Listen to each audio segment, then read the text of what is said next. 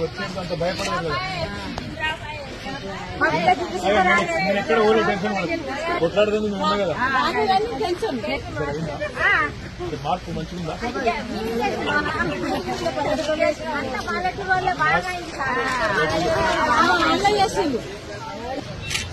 ఏమో లేని వాళ్ళు మంచిగా బతికినాం తిన్నాం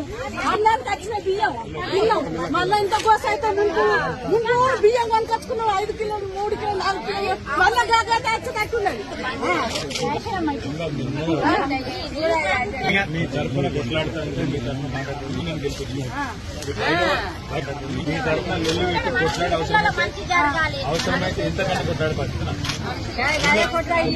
పేదవాళ్ళకి ఏమైనా నష్టం వస్తుంది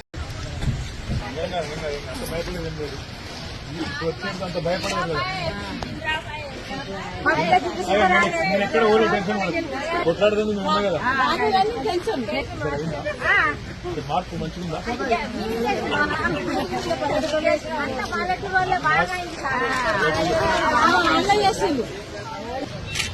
ఏమో లేని వాళ్ళు మంచిగా బతికినాం తిన్నాం